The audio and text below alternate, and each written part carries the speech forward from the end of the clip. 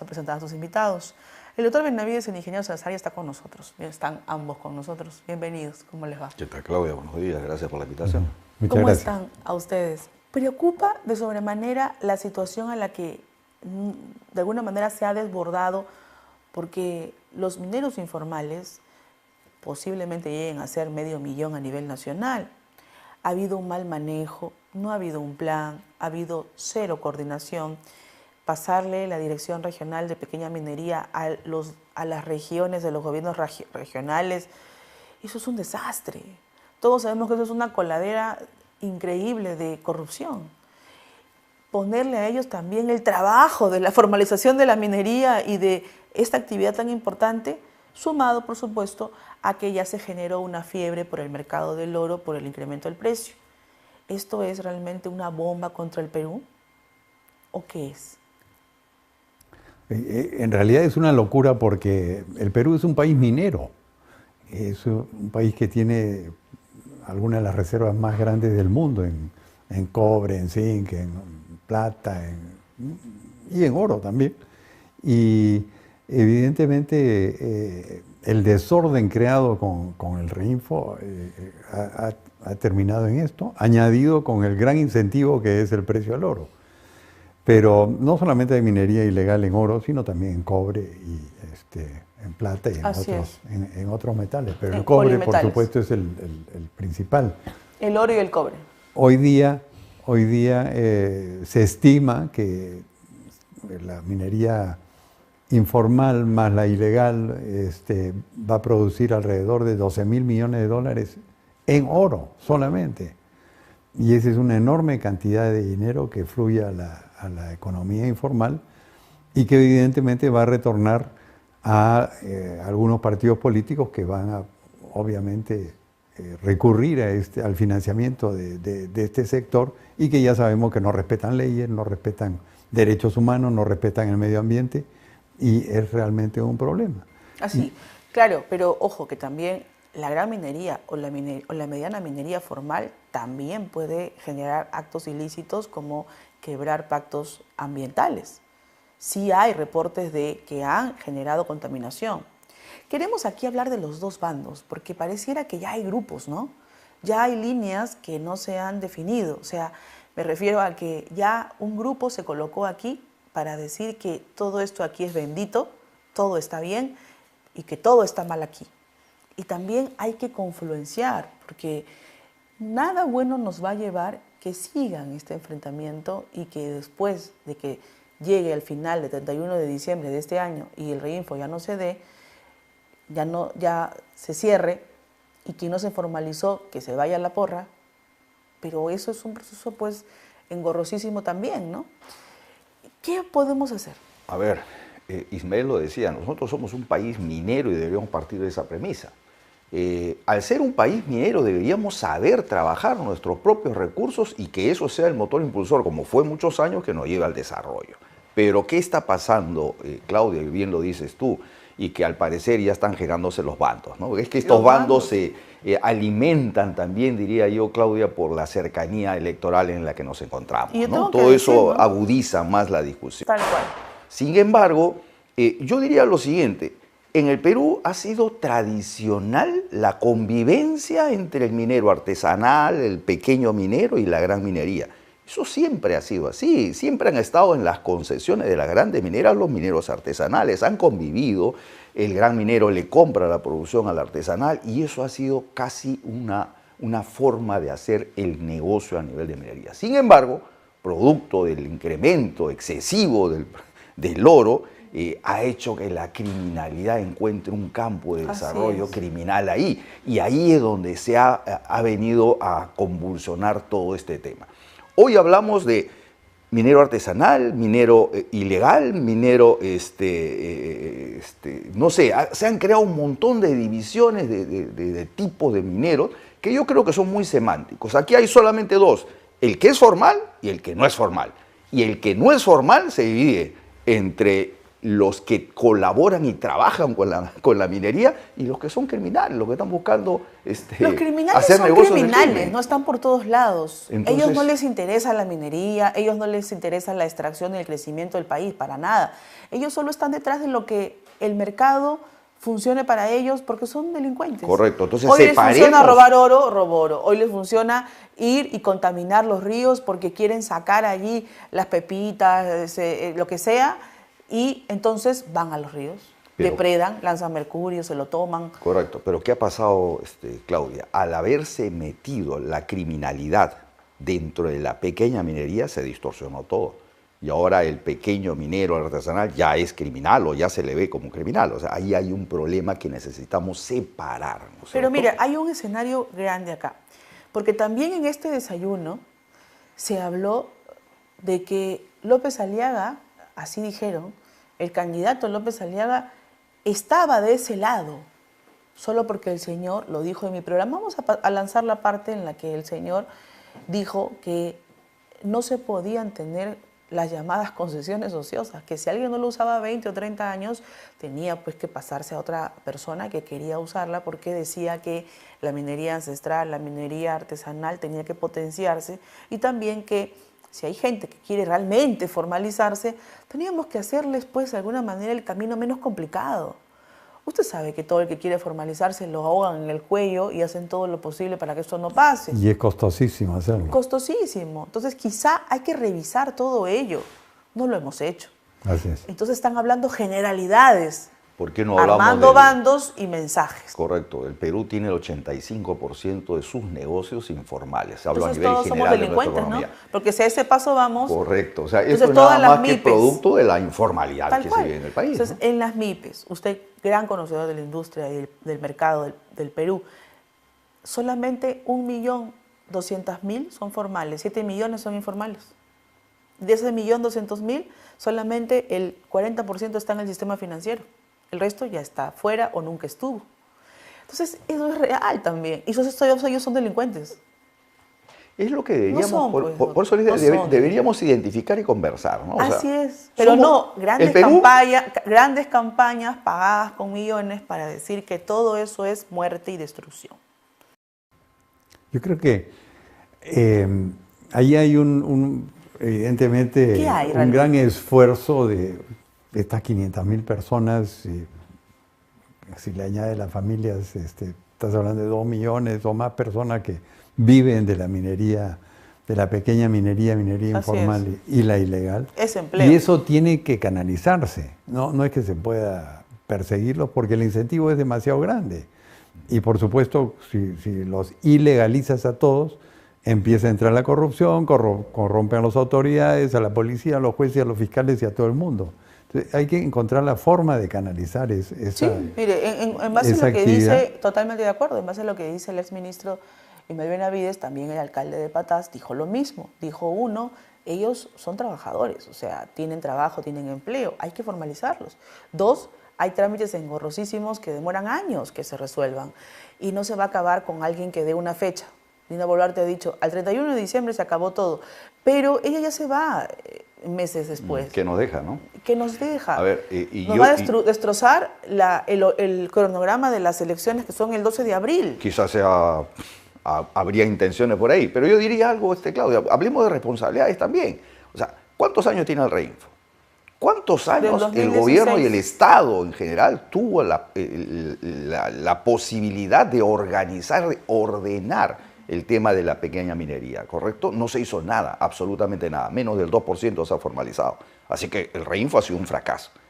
Y la solución es simplemente decir, no hay más Reinfo, no hay más formalización y vamos a la confrontación, o hay una responsabilidad del Estado de preocuparse por el tema de la informalidad. Y repito nuevamente, no estoy hablando solamente de la informalidad en la minería, eso llévalo a cualquiera de los otros campos de los negocios y es exactamente lo mismo. Aquí se cubren las pantallas porque hay un tema pues mayor. Solo que aquí hay más crímenes porque el dinero es más grande, pues, ¿no? O sea, vender un pan con huevo frito en la esquina, ser informal, no pagarle la SUNAT, no pagar tributos al municipio, no pagar planilla, no pagarle a nadie, o contaminar el ambiente, o ahí no con aceite, eso es pues 100 soles, pues, ¿no?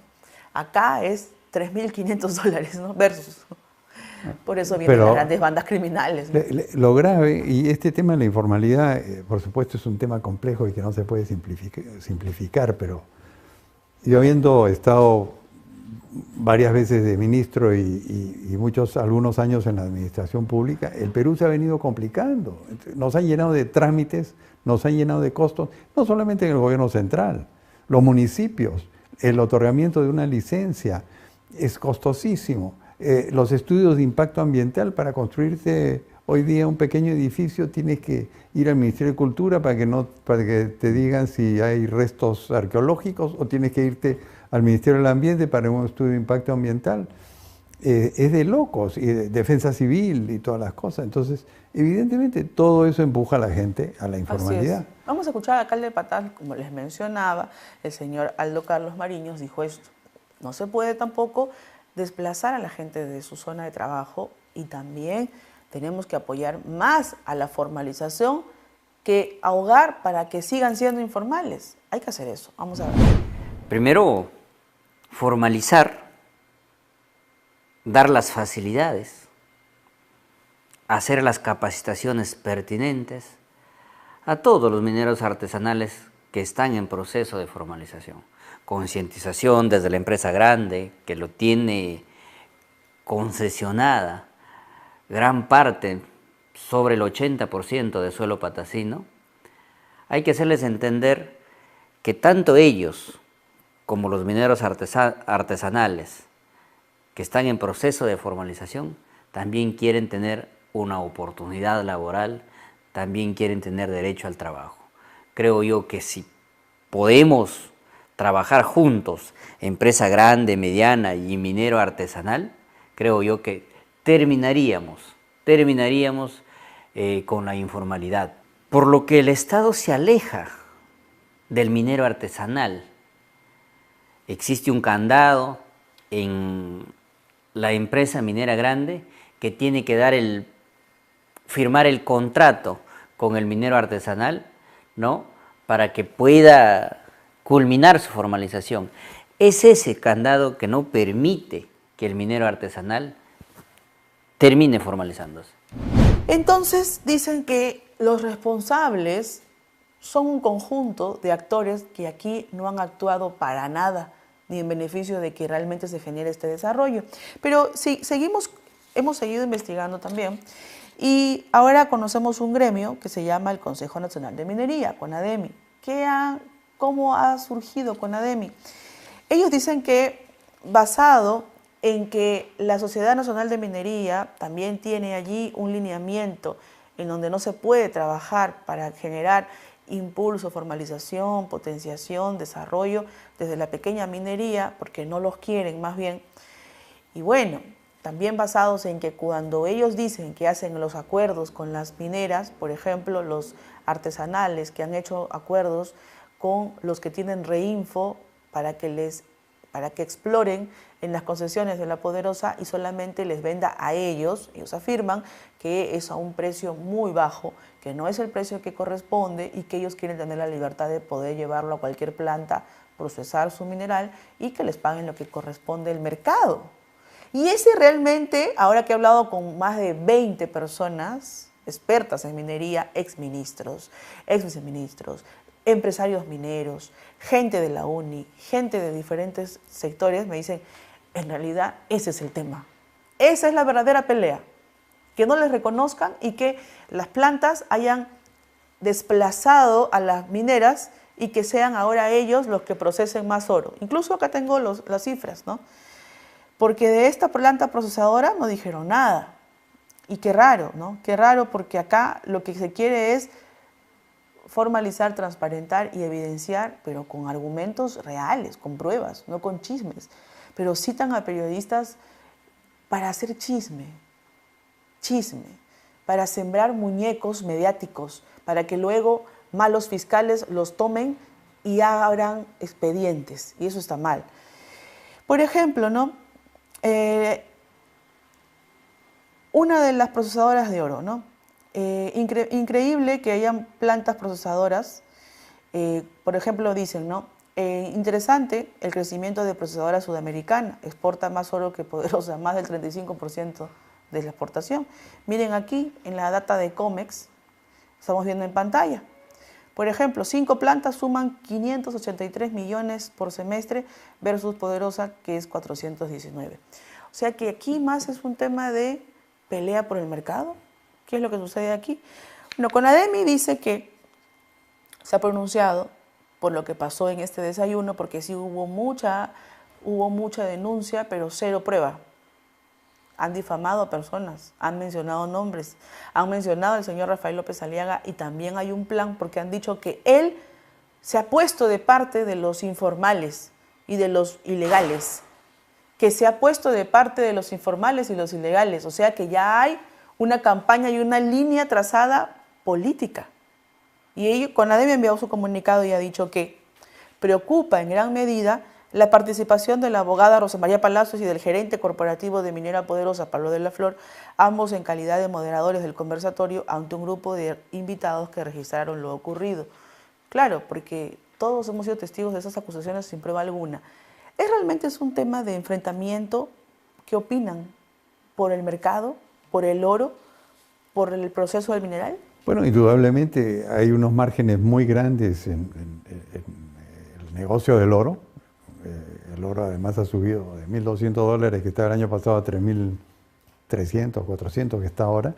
Y eso evidentemente, por un lado, incentiva a más producción y por otro lado, permite que las plantas, que también no son santas, porque... No, claro, seguramente no lo sé. Le dicen no, que tiene muchas impurezas, o que el mineral que me has traído, las piedras que me has traído, pues solamente tienen medio gramo de oro, cuando en realidad tienen 1. Entonces hay una serie de cosas ahí, entre medio, que hacen que el negocio sea muy atractivo y con grandes márgenes. Por eso es que se han creado las plantas. Pero lo otro es que además esas plantas son las que legalizan el oro ilegal. Porque y un esas minero... plantas pagan impuestos. ¿Ah? Esas plantas procesan y pagan impuestos. Pero por los márgenes, no pagan impuestos por lo que pagaría un minero, ¿no? Entonces, actúan blanqueando el oro y también participan de alguna forma, al final, en el lavado del dinero. Porque, ¿qué pasa? Eso se exporta a la India o Emiratos Árabes Unidos y regresa aquí a una compañía X, que el accionista es el conserje, y reciben $1 millón de transferencia de afuera y desaparecen en la empresa. Hay todo un negocio ahí de lavado de dinero que es consecuencia del procesamiento del oro ilegal. Pero el tema es que, como dicen en algunos proyectos de ley que se están presentando en el Congreso de la República, uno de ellos del almirante Montoya, la mitad del oro que se procesa en Perú viene de la parte informal. O sea, ¿qué hacemos? Ya existe. Pero nuevamente, Claudia, o sea, quiero pongámonos en preguntarle contexto, esto, ¿no? Ponemos en contexto eso. Ya existe, ya está. Hay que formalizar ese oro, sí, es mejor. Hay que registrar y trazar una línea, la conocida trazabilidad, para que todos ellos también estén involucrados y se vea caso por caso, se trabaje de manera más acertada, se cree una institución especial para que vea ese tipo de exploración minera, pero también es una generalización decir que todo ilegal, todo informal es ilegal o criminal y que toda planta es delictiva. A ver, primero, yo creo que el Perú como Estado, tiene las instituciones apropiadas para poder tocar este caso. No creo que sea necesario crear más instituciones. No. O sea, ya los tenemos ministerio, no tenemos gobierno regional. Nadie lo hace. Tenemos. Entonces, Claudio, lo que hay que pedir es que actúen. No puede ser que haya pasado tantos años tratando de formalizar y sin éxito, y que hoy se convierta en un problema más político que técnico, porque yo no veo, y discúlpame Claudia, yo no veo alguna iniciativa en el Parlamento para atacar esto desde el lado técnico. Yo creo que más lo que se está viendo es la conveniencia política, ¿no? Aquí lo que se tiene que hacer es atacar la informalidad. Que está metida la criminalidad, la informalidad, eso es un problema ya netamente policial y un tema de represalia ante la criminalidad. Ese es otro tema, pero no mezclemos el problema tradicional minero del artesano con la gran minería con el tema de la criminalidad. Yo creo que por ahí deberíamos empezar, separar, son dos temas totalmente distintos. Y con pruebas, ¿no? No podemos generalizar porque simplemente a un bando le conviene que eso ocurra, solamente porque están perdiendo dinero, porque ya el mercado se abrió. En el fondo también no es un poco de eso, porque los artesanales y también los informales y otros bandos generan más del 40%. O sea, los han arrasado, ¿no? ¿Eso ha pasado? Ahora, la minería de oro de la gran y mediana, grande empresa, generalmente es como subproducto de otras explotaciones. Estamos hablando del cobre, que salen pequeñas cantidades de oro. La única gran minera de oro, bueno, aparte de las 3 que hay en Patás, es Yanacocha, en Cajamarca, que es 100% formal, pero además con tratamiento que no es costoso, que no lo puede hacer el pequeño minero. Entonces, además la gran empresa minera explota yacimientos de baja ley. El pequeño minero va a las vetas ricas, donde puede sacar cobre que está más expuesto a la superficie. Entonces yo creo que hay que encontrar la forma de convivencia, hay que canalizar esa informalidad y por supuesto, habiendo tanta delincuencia, hay que protegerla, el Estado tiene que darle protección, porque el momento que tú la formalizas, empiezan a pagar su seguridad social, sus impuestos y por supuesto el Estado ya empieza a percibir ingresos y con eso puede financiar que se proteja con buena seguridad en vez de estar en manos de delincuentes o extorsionadores, ¿no? Yo creería que ahí está el problema. Yo creo que nos hemos quedado bajo la vista de la criminalidad dentro de la minería artesanal y creo que hemos confundido los temas y estamos tratando un problema muy social que ha sido histórico en nuestro país, solamente enfocándolo desde la vista de la criminalidad, ¿no? Sí, y eso es lamentable. Para terminar, porque ya nos tenemos que ir, sí, ya está en nuestros estudios Lucas Gersi y también el señor Guillermo Suárez, es candidato y dueño del partido Salvemos al Perú. Viene a hablar su verdad, porque aquí han sido, pues creo que hasta utilizados, maltratados, apartados de su propio partido y vienen a hacer una grave denuncia contra Mariano González en todo este tipo de situación política en el contexto de las candidaturas a las elecciones 2026. Lo que está pasando con respecto a las candidaturas para ustedes, ya hay un trabajo de un viraje ideológico, ¿no? Después de 20 años Bolivia cambia y vota a favor de 2 candidatos conservadores, ¿no? Al margen de lo que sea un socialdemócrata o un conservador, realmente es una ideología totalmente opuesta a lo que se ha visto y vivido 20 años en Bolivia. El Perú también es un momento, 22 años después, recordemos que pues Alejandro Toledo es el mismo grupo de los que apoyaron a Ollantumala, y luego también a Pedro Pablo Kuczynski, luego a Pedro Castillo, y así podemos seguir mencionando personajes, pero lo que ocurrió también en Ecuador se ha visto. Venezuela versus Trump, ahora vamos a hablar de ese tema con Lucas Gersi, pero en Perú ya es momento de que haya ese viraje, aún con 40 partidos y seguramente 20 candidatos a la presidencia. Bueno, generalmente los virajes en el Perú se han producido con grandes crisis, ¿no? La crisis del primer gobierno de Alan García terminó en Alberto Fujimori, que hizo los ajustes necesarios. Bolivia, yo tuve la oportunidad de asesorar al presidente Paz Estenssoro cuando el ministro era Gonzalo Sánchez de Lozada, estoy hablando de la segunda parte de los años 80, cuando había hiperinflación semejante a la que tuvo García, cuando el país estaba destrozado. Bueno, terminaron en el socialismo y han vuelto ahora a lo mismo. Por eso Bolivia es un país muy, muy complicado, pero además el modelo boliviano al cual ensalzaba Verónica Mendoza, toda la izquierda peruana como que fuese una maravilla, se basaba en falsedades. Habían congelado el tipo de cambio, habían nacionalizado el gas y las empresas, por supuesto, no invirtieron un centavo en exploración y la producción de gas se ha ido al suelo. y han terminado sin dólares, sin gasolina, sin petróleo, sin elementos básicos para alimentación. Entonces, a eso quiere llevarnos la izquierda peruana. Pues la izquierda peruana pues, no es una izquierda europea, es una izquierda retrógrada con ideas antes de que caiga la cortina de hierro. Muy primitivas. Muy primitivas. Y ahora creo que es la oportunidad que el Perú tenga un viraje, alejarnos de Pedro Castillo y todo esto que ha pasado y ir realmente a un camino de desarrollo que ya lo hemos probado. Así el es. gobierno de Fujimori y el segundo gobierno de García fueron gobiernos que se creció, se desarrolló y a eso tenemos que ir.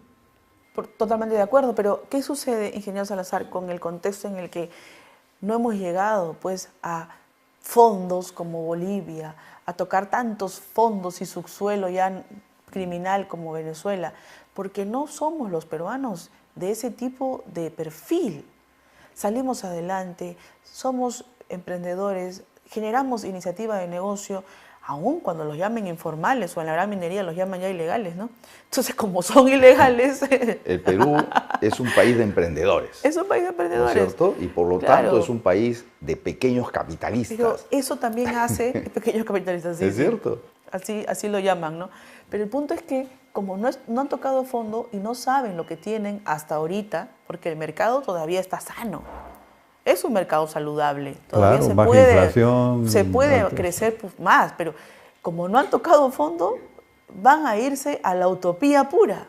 ¿Es posible eso? Yo no veo espacio para virar nuevamente hacia esas ideas radicales del Estado. Yo no veo mucho ese espacio, Claudia. Yo creo más bien en que está habiendo un nuevo pensamiento en el país donde ya no